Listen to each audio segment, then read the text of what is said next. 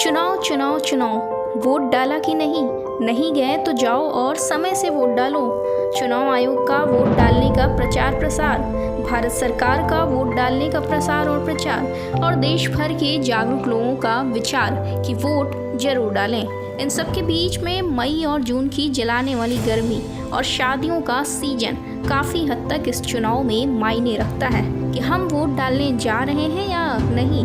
हम यानी कि देश के नागरिक अपने अधिकारों का और अपने कर्तव्यों का सही समय पर इस्तेमाल करने में कहीं पीछे न रह जाएं।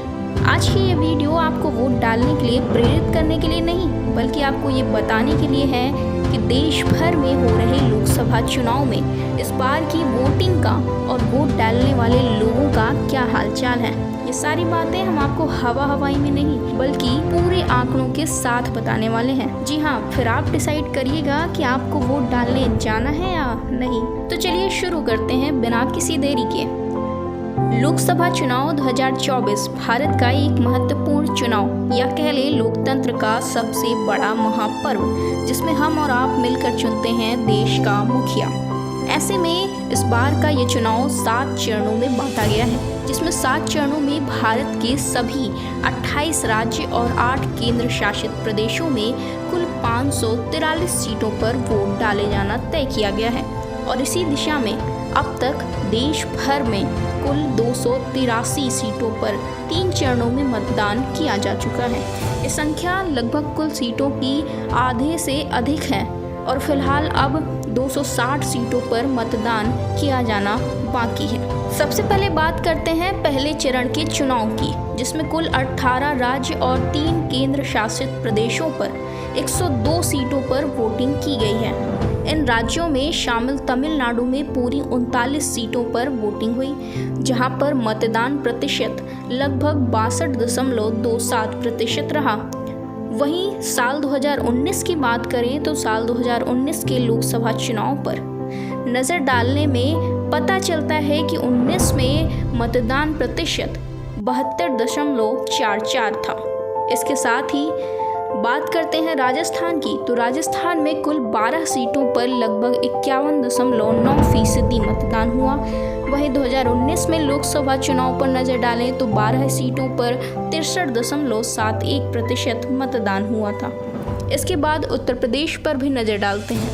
पहले चरण में 80 सीटों में से 8 सीटों पर मतदान प्रतिशत 57.77 रहा। वहीं 2019 में लगभग यह प्रतिशत 59.21 दर्ज किया गया था। इसके बाद मध्य प्रदेश की बात करते हैं। मध्य प्रदेश में 2024 लोकसभा चुनाव के पहले चरण में कुल 29 सीटों में से 6 सीटों पर 63.50% मतदान दर्ज किया गया था, जो कि 2019 में लगभग 74.58% था। अब इन सब के बाद बिहार की बात कर लेते हैं। बिहार में 4 सीटों पर वोटिंग प्रतिशत 47.74% रहा, जो कि 2024 के लोकसभा चुनाव में पहले चरण की सभी राज्यों में सबसे कम मतदान प्रतिशत रहा है। 2019 में मतदान प्रतिशत की बात करें बिहार में, तो बिहार में 53.47% मतदान दर्ज किया गया था।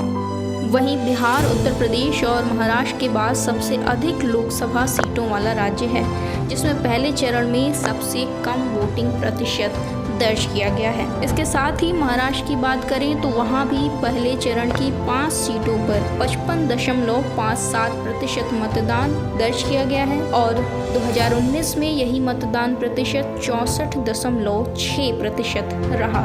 इन सब राज्यों में देखा जाए तो त्रिपुरा एक ऐसा राज्य है जहां पर वोटिंग प्रतिशत सबसे अधिक 80.06% रहा है, पर यह प्रतिशत भी साल 2019 के लोकसभा चुनाव के मुकाबले लगभग 1.5 से 2% तक कम रहा है।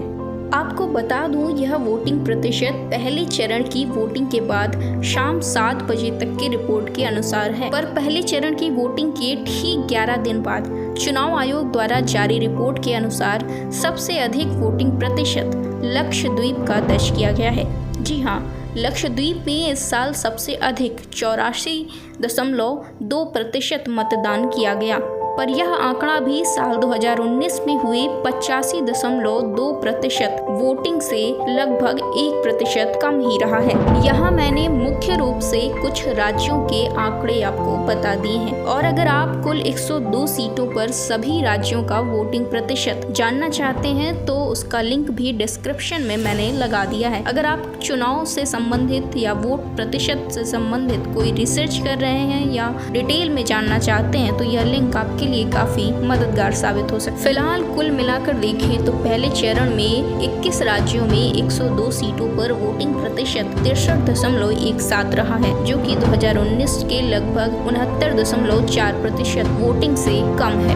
एक बार कुल वोटिंग प्रतिशत पर नजर डालें तो पहले चरण में 102 सीटों पर जारी एक रिपोर्ट के अनुसार लगभग 63.17% वोटिंग हुई है, और ये आंकड़ा चुनाव आयोग के द्वारा जारी नहीं किया गया था। जबकि सही मायने में देखें तो वोटिंग खत्म होने के अगले 24 घंटे बाद इलेक्शन कमीशन ऑफ इंडिया यानी कि भारतीय चुनाव आयोग को कुल मतदान प्रतिशत या वोटिंग प्रतिशत जारी करना होता है, पर चुनाव आयोग ने पहले चरण की वोटिंग के लगभग 11 दिनों बाद ये आंकड़ा जारी किया है, जिसमें ECI के अनुसार पहले चरण में कुल वोटिंग प्रतिशत 66.14 बताया गया है। वहीं अगर दूसरे चरण की वोटिंग की बात करें तो दूसरे चरण में भी ECI ने वोटिंग के 4 दिन बाद रिपोर्ट जारी की और 66.71% मतदान बताया है, जो कि 2019 के लोकसभा चुनाव के वोटिंग प्रतिशत से कम तो है ही, बल्कि एक बड़ा अंतर 4 से 5% वोटिंग की बढ़ोतरी का भी दिखाई देता है, जो कि वोटिंग के अगले दिन जारी तमाम रिपोर्ट के वोटिंग प्रतिशत से 4 से 5% अधिक है। अब इस बार के लोकसभा चुनाव में हुई कम वोटिंग को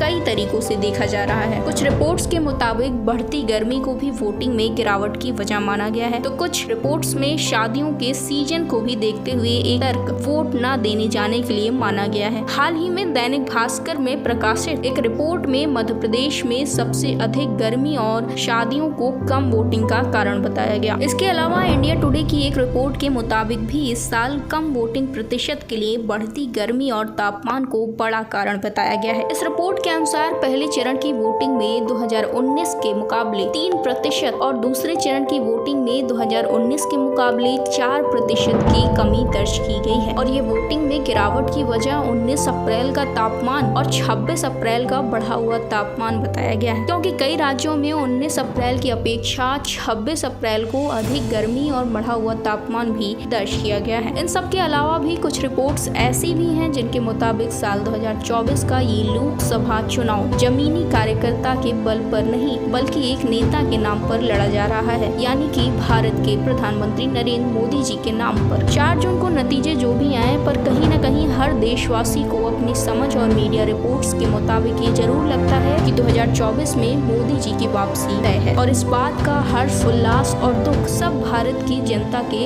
अंदर उमड़ रहा है। और इसी बात से भारतीय जनता पार्टी के कई कार्यकर्ता लोगों के बीच मोदी के नाम पर वोट इकट्ठे भी कर रहे हैं, लेकिन लोगों का जुड़ाव मोदी से भले ही हो पर उस कार्यकर्ता से उतना नहीं है जितना कि उन्हें अपने जिले के सांसद को वोट डालने के लिए होना चाहिए। एक बड़ा कारण कुछ रिपोर्ट्स के मुताबिक यह भी बताया गया है कि कार्यकर्ताओं का अपने कार्यों और अपनी पहचान उस शहर उस जिले में लोगों के बीच न होने के कारण भी समाज का एक वर्ग वोट देने से पीछे हटता नजर आ रहा है। इसके बाद कुछ रिपोर्ट्स का यह भी दावा है कि भारत जैसे इतने बड़े लोकतंत्र वाले देश में आज लोगों के मन में कई सवाल राजनीति और स्वच्छ साफ सुथरे चुनाव और नतीजे को लेकर भी उठ रहे हैं। इतना ही नहीं, लोकतंत्र के चौथे स्तंभ यानी कि मीडिया और पत्रकारों के साथ जांच एजेंसियों पर भी सवाल उठ रहे हैं, जिसके जवाब में कुछ ने नोटा का बटन दबाया है तो कुछ ने अपने हाथ इससे खींच लिए हैं, और समाज का एक वर्ग आज मतदान देने से पीछे हटता दिखाई दे रहा है। अब बात आती है इन सारी समस्याओं के समाधान की, तो वो आने वाले समय में चुनाव आयोग द्वारा स्पष्टता से समयानुसार जारी सभी रिपोर्ट और भारत सरकार का या किसी भी पार्टी का सत्ता में आने के बाद निष्पक्षता के साथ कार्य करने और लोगों के विश्वास को भारत के लोकतंत्र, भारत की न्याय व्यवस्था और सभी जांच एजेंसियों में फिर से और मजबूती से बनाने पर हो सकता है। इसके साथ ही लोगों को उनके कर्तव्यों के लिए और प्रेरित करना ही इस वोटिंग प्रतिशत को कहीं न कहीं आगे बढ़ाने में मददगार साबित हो सकता है। अंत में यही कहूंगी कि अगर आप भी एक जिम्मेदार नागरिक की तरह अगले 4 चरणों में अपने मतदान केंद्र पर भारत के लोकतंत्र पर विश्वास के साथ वोटिंग करने जाते हैं तो भी यह वोटिंग प्रतिशत बढ़ सकता है।